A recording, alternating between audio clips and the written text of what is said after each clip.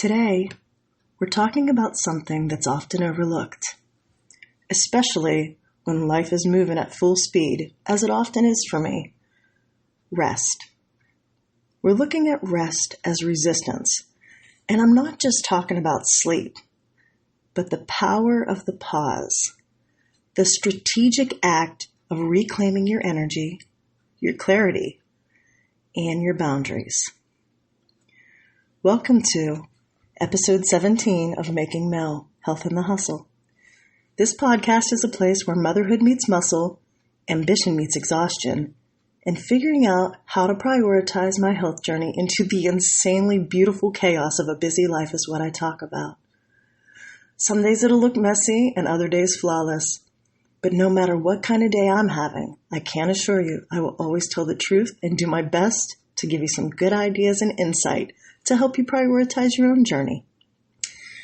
So, let's get practical. When life is completely relentless, how do you actually take a break? A 2-hour nap is not necessarily the option.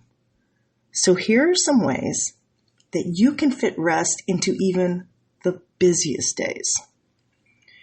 First of all, rest isn't weakness. You don't have to earn it. You require it. Rest is how you recover your voice, your energy, your mental clarity.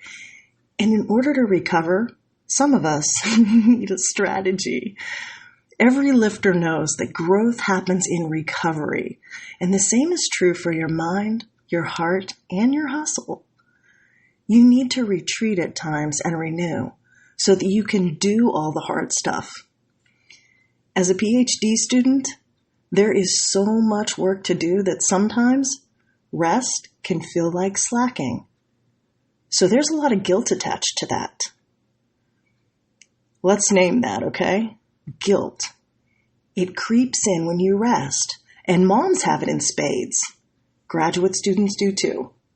That voice inside you that says you are so lazy, you have X, Y, and Z that needs to get done. Rest? You can rest when you're dead. But here's the problem. That's not your voice. That's conditioning. Somehow, society has convinced us that unless we are going 24/7, that we're doing something wrong. I'm here to tell you that your body, your mind, your heart, and your spirit say otherwise. Your system needs recharging, and rest is the only way to get that. Rest looks a lot of different ways, and it can be a boundary. When you rest, you're saying, I'm not available for burnout. I'm not available for depletion. I am available to go the distance. So when your day lasts way longer than it should and breaks are few and far between, how do you find rest in the mix on your health journey? Well, one idea is micro rests. You don't have the whole afternoon off. You just take short, intentional pauses. Pause between meetings to stretch or do some band work.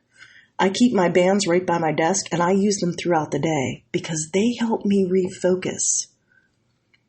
My friend Stephanie gets up every 2 hours to make sure she's moving from 8:55 a.m. in the morning until 8:55 p.m. So I have an alarm set on my phone and it goes off every 2 hours and I get up and do something for at least 2 minutes, knowing that wherever she is, she's doing the same thing. And there's strength in numbers.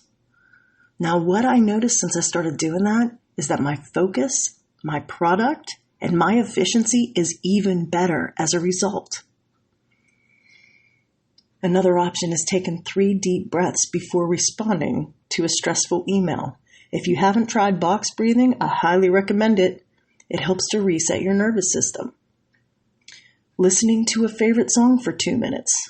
You know, this is a huge rest flex. Music can change everything, usually in less than 3 minutes.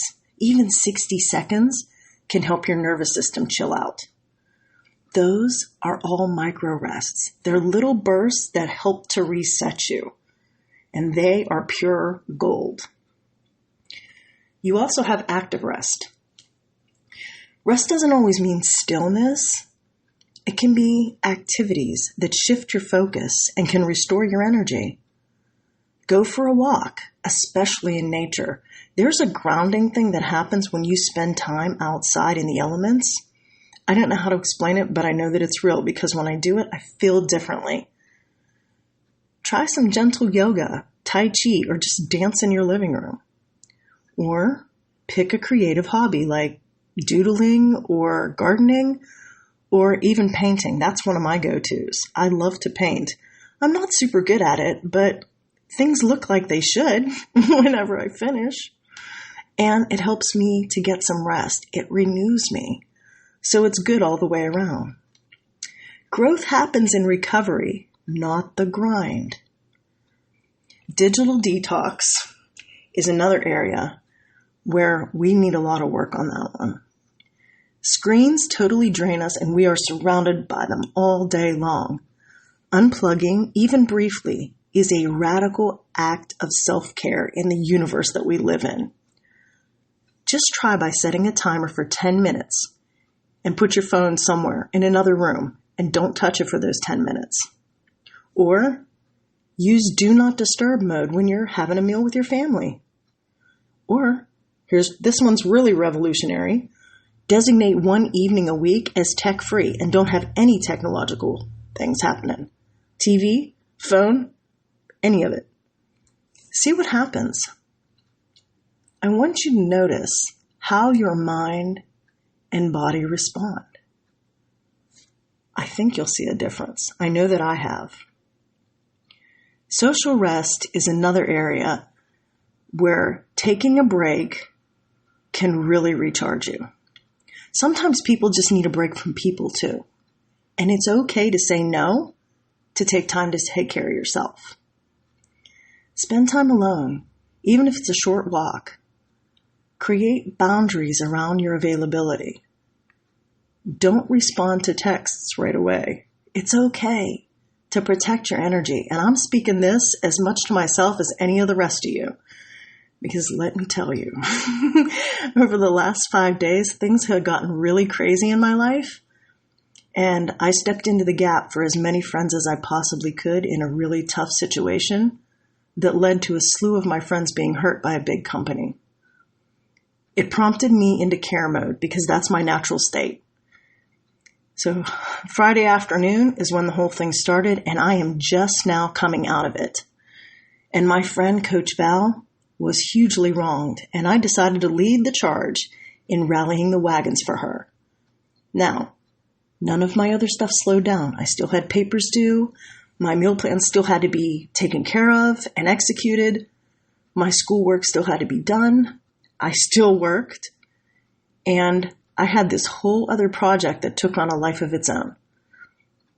I set some things up, and they resulted in 2 really big Zoom sessions to the tune of more than 500 people showing up yesterday because of my effort. I am still completely in awe and honored that people responded and showed up the way they did. And if you knew Coach Val, you would show up too. Today, I'm feeling like I have to recoup.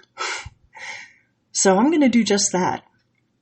I need to just be for a day so that I can be good for tomorrow instead of responding 24/7 like the world is on fire. My phone will be on Do Not Disturb until probably late this afternoon so I can take the space I need while I work today and handle the other things that I need to handle. And that doesn't mean that I don't love my friends or want to be there for them. It just means I'm happy to take care of you after me. Coach Val instilled that in me because she knows I'm a giver. It's what I do.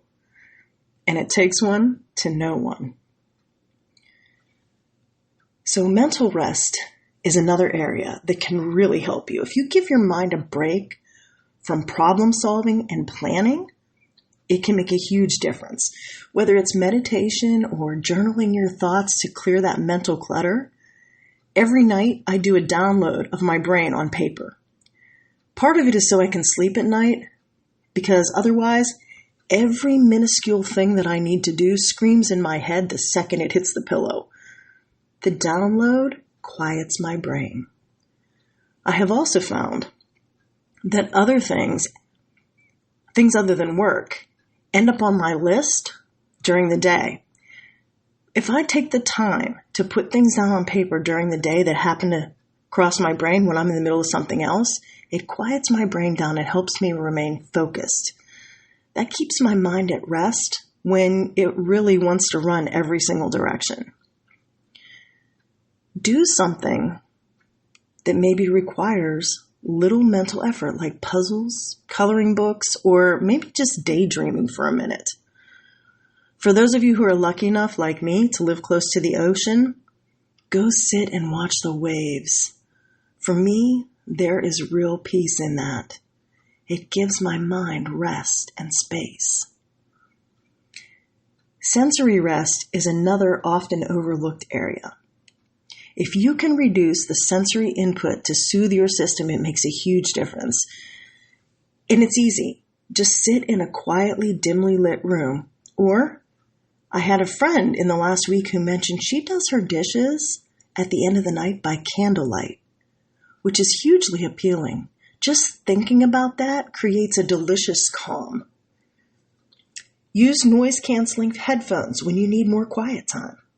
Or take a bath or shower with calming scents like lavender or eucalyptus or whatever your jam is. That can make a huge difference for your body's ability to rest. Remember, rest can look different for everyone. It's not just sleep. It can be solitude or laughter or play or simply doing nothing. Rest can be communal. Share quiet time with your loved ones or just vegging out on the couch.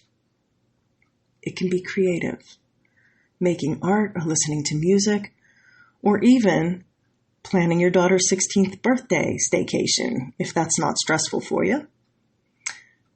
Rest can be boundaries, saying no or delegating tasks, or even stepping away for a minute. I want you to reflect. What does rest look like for you today? What is one small way that you can pause even if life feels completely relentless and crazy like mine? I'll share a quick story. I have been spending 15 delicious moments every single day on my balcony reading a book at lunchtime. First, it was This Is Me by Chrissy Metz, and then The Speed of Trust by Stephen Covey, and now I'm reading Let Them by the other Mel. You know, the famous one, Mel Robbins. I had the opportunity to be in a training with her on Friday. It was a leadership conference through the Franklin Covey Corporation, and she was spectacular. So I finally got to reading her book this week, though I've listened to her podcast for some time. Here's your challenge. Try to find one new form of rest this week. Find what works for you, and if you're so inclined, let me know how it goes. Feel free to reach out to me by email or my Facebook page. Your rest is not just allowed, it is necessary. You don't have to hustle harder. You have to heal louder. Rest isn't quitting, it's preparing for your next rise.